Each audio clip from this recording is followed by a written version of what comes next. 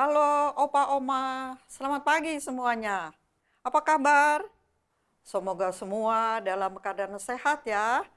Tadi malam bisa tidur lelap gak? Walaupun hanya beberapa jam saja, itu pun sudah puji Tuhan. Terima kasih kita diberi tidur lelap. Tetap semangat dan sukacita. Walaupun situasi wabah corona belum diketahui kapan akan berakhir. Dalam acara Sapaan Lansia pagi ini, mari kita bersama memuji Tuhan dengan penuh semangat sehingga ada sukacita dalam hati kita. Opa dan Oma, mari kita mulai saja ya acara ini diawali dengan berdoa. Mari kita berdoa. Ya Tuhan, pagi ini kami datang untuk mengucap syukur dan terima kasih atas pemeliharaan Tuhan kepada kami semua. Kalau di antara kami ada yang sakit atau mempunyai masalah, kami mohon kiranya Tuhan menolong dan menguatkan kami.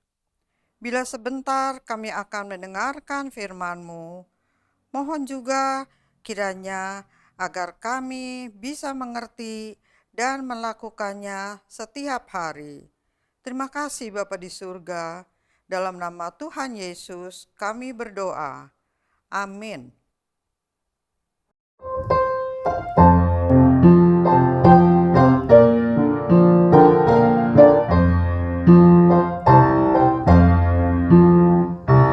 Kaki jalan mulia, tetap doaku inilah, ketupat tinggi dan teguh, Tuhan mantapkan langkahku.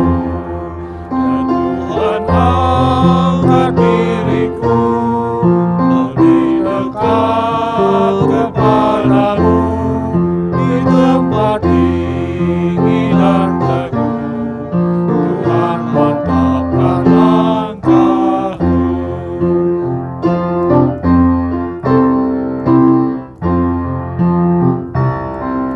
Ingin hidup yang benar, jauh dari tindak yang cemar, Umat kudus memanggilku ke tempat ikan teguh.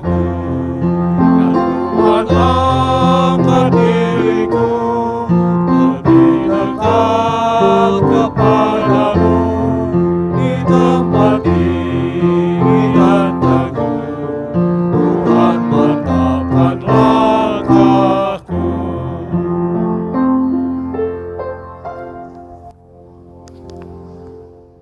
Shalom, Oma Opa yang terkasih dalam Tuhan Yesus Kristus. Bagaimana kabar Oma Opa? Sehat, sukacita, semangat? Ya, sebelum kita mendengarkan beberapa bagian firman Tuhan, kita terlebih dahulu berdoa. Tuhan, terima kasih untuk kesempatan pagi hari ini di mana kami boleh kembali bersekutu, kami boleh bersapa bersama dengan rekan-rekan kami, dan kami juga boleh mendengarkan firman-Mu Tuhan. Terima kasih Tuhan, Kau pakai hamba-Mu yang tidak ada artinya ini, Pendeta Agnes, untuk menyampaikan sebagian dari firman-Mu. Kami siap mendengarkannya, dan biarlah Tuhan pakai waktu ini ke depan dengan pertolongan dan kuasa Roh Kudus, sehingga kami semakin hari semakin dibentuk oleh-Mu ya Tuhan. Dalam nama Tuhan Yesus kami berdoa. Amin. Tema hari ini adalah mulutmu harimau. Wah, tema yang seru. Bacaan terambil dari Amsal 18 ayat 6 dan 7. Bibir orang bebal menimbulkan perbantahan dan mulutnya berseru meminta pukulan. Orang bebal dibinasakan oleh mulutnya, bibirnya adalah jerat bagi nyawanya. Dengan lidah kita memuji Tuhan Bapa kita, dan dengan lidah kita mengutuk manusia yang diciptakan menurut rupa Allah. Dari mulut yang satu keluar berkat dan kutuk. Hal ini saudara-saudaraku tidak boleh demikian terjadi. Yakobus 3 ayat 9 sampai dengan 10. Dan Matius 15 ayat 18 berkata, tetapi apa yang keluar dari mulut berasal dari hati, dan itulah yang menajiskan orang. Sekali lagi sebuah pepatah, mulutmu adalah harimaumu, yang menandakan bahwa ucapan dapat mengakibatkan hal yang fatal bagi diri seseorang jika tidak diatur dengan baik.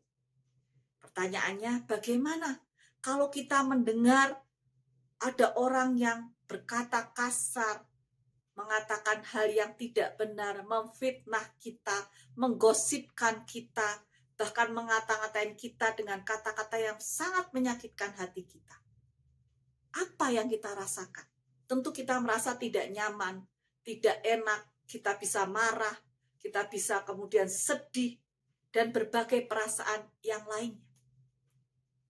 Tetapi mari kita mau belajar, apa yang harus kita lakukan? Apakah kita membalasnya dengan hal yang sama? Atau kita berpikir, saya juga bisa berkata-kata yang demikian. Ya, ucapan memang selalu menjadi dilema. Di satu sisi, ucapan adalah anugerah yang terbesar dari Sang Pencipta. Tapi di sisi yang lain, ucapan bisa merupakan bencana yang terbesar. Ucapan seperti pedang bermata dua. Ucapan dapat memperbaiki kehidupan, tetapi di sisi lain bisa menghancurkan kehidupan. Bisa menjadi perdamaian, tetapi juga bisa menjadi peperangan. Sebuah penelitian mengatakan seseorang itu berkata-kata sampai 17.000 sehari. Wah, jumlah yang sangat besar. Oleh karena itu, sekali lagi bagaimana kita bisa mengendalikan kata-kata kita? Apakah kita menganggap kata-kata itu hal yang remeh, yang enteng, yang biasa? Kalau saya mengucapkan kata-kata yang kasar itu kan dari hati saya supaya saya lega. Terserah orang lain perasaannya bagaimana. Mari kita mulai berpikir, seandainya saya di dalam posisi orang yang mendapatkan kata-kata yang demikian, apa yang saya rasakan? Mungkin orang itu akan mengalami luka yang sangat dalam, yang akan mempengaruhi kehidupannya, akan mempengaruhi cara berpikirnya, akan mempengaruhi perilakunya. Bahkan akan membuat orang tersebut berubah 180 derajat. Yang awalnya baik-baik saja, kemudian menjadi pribadi yang pemarah, pendendam, dan sebagainya. Oleh karena itu, mari kita menyadari, mari kita berubah untuk kita tidak lagi membiarkan kita berkata-kata tanpa kendali. Sekali lagi, jangan sampai kita berpikir dan kemudian kita menerapkan mulut kita adalah kemudian harimau kita yang akan menyantap tuannya ketika kita tidak bisa mengendalikan mulut kita. Oleh karena itu, bagaimana supaya kita bisa mengendalikan mulut kita? Yang pertama, positif. Mengucapkan hal-hal yang baik. Apakah kita bisa marah dengan kata-kata yang baik? Jawabnya, bisa. Tanpa mengeluarkan kata-kata yang memaki, merendahkan, menyakitkan orang tersebut, kita bisa dengan baik-baik mengatakan, mengungkapkan emosi kemarahan kita. Contoh, saya marah karena kamu mengatakan demikian. Saya marah karena kamu melakukan demikian. Dan saya ingin supaya kamu berubah.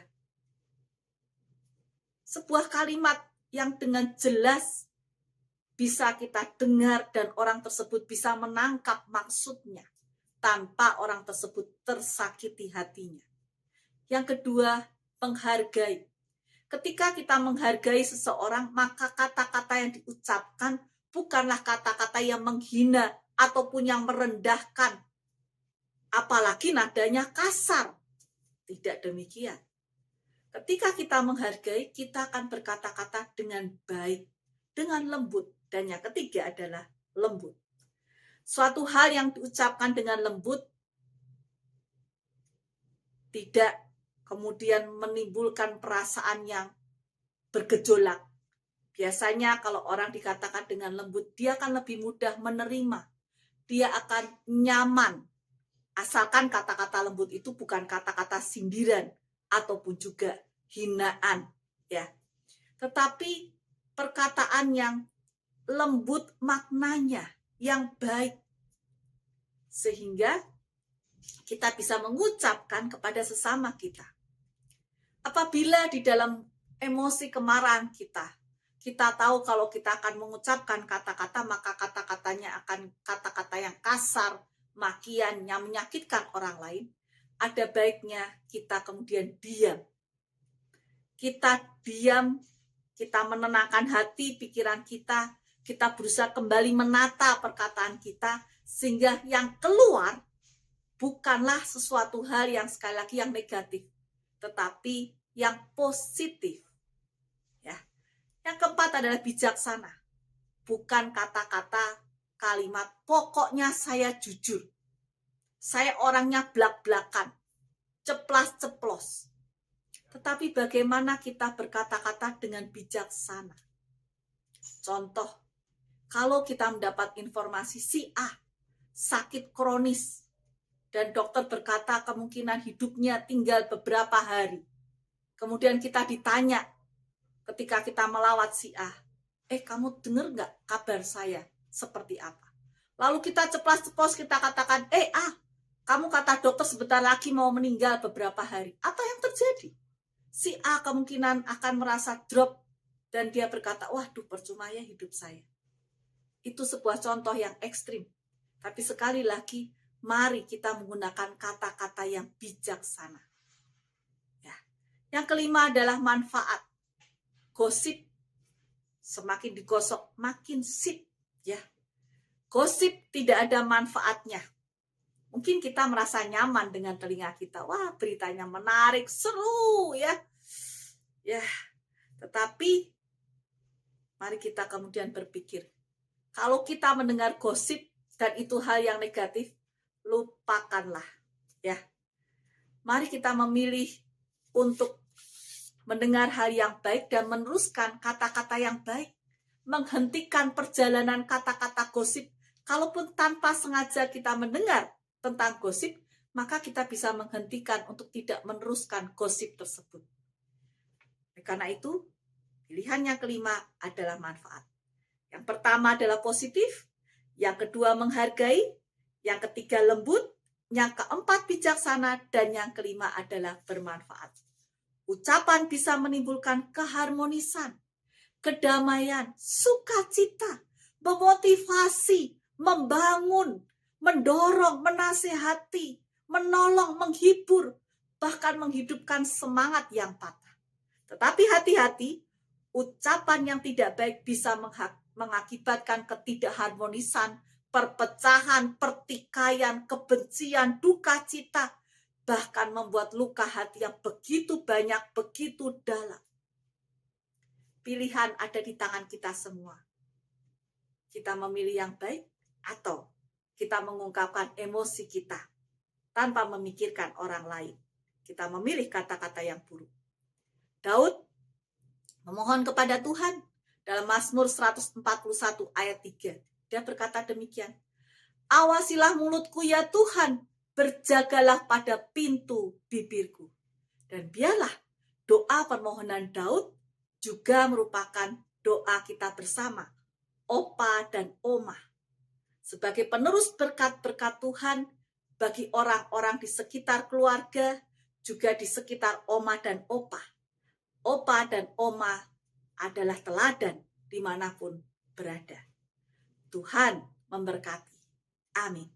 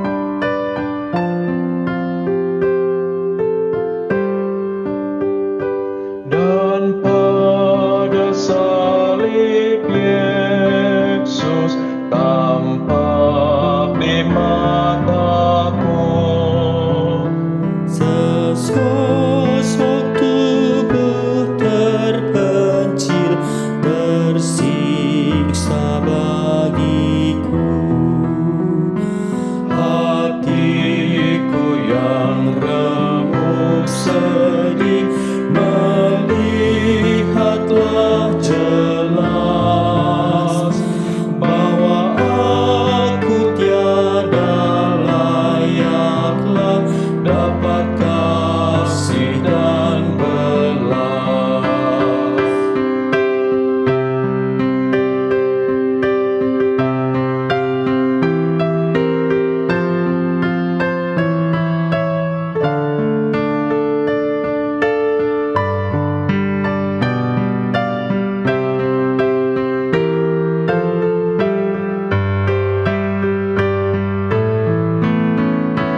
Ya salibku jadikan naunganmu rumahku, semata cahaya wajahnya bagiku yang penuh. Biarkan duniaku lepas, tak ada ruginya. Yang hilang dosa sajalah, dan lamaku salibnya. Biarkan duniaku lepas, tak ada ruginya. Yang hilang dosa sajalah, dan lamaku salibnya.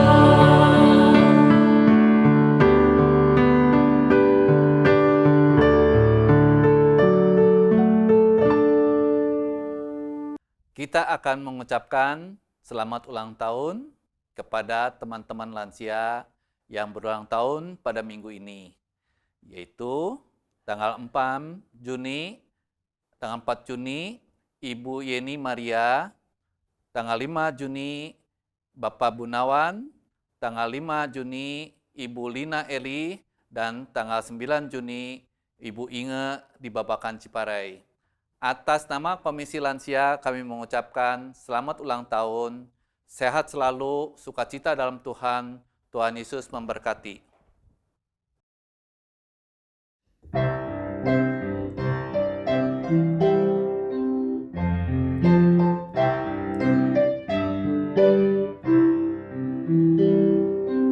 Ikuti kau saja Tuhan, jalan damai bagiku.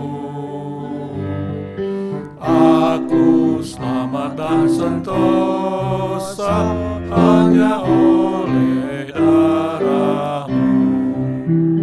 Aku ingin ikuti Kau dan mengabdi padamu. Dalam Dikau juru selamat, ku bahagia penuh.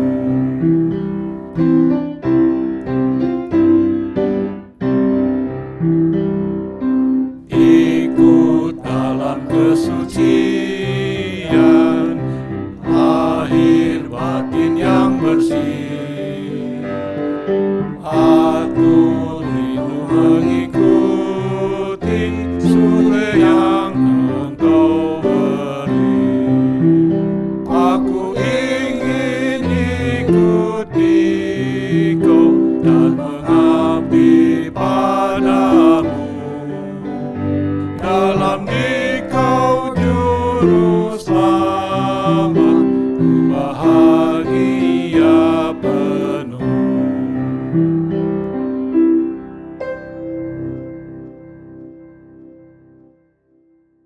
Opa dan Oma, demikian sapaan lansia hari ini. Kiranya menjadi berkat bagi kita semua. Kita akan berjumpa lagi di sapaan lansia minggu depan.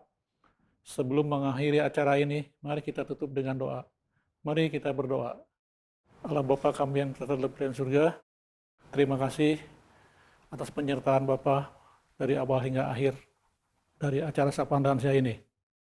Kiranya semua ini menjadi berkat bagi kita semua. Terima kasih Bapa atas semua ini. Hanya dalam nama Tuhan Yesus Kristus, Juru Selamat dan Penebus kami naikkan doa ini. Amin.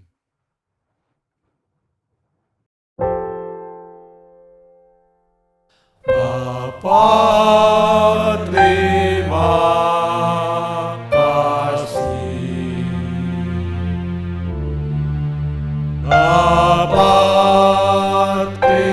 Bapa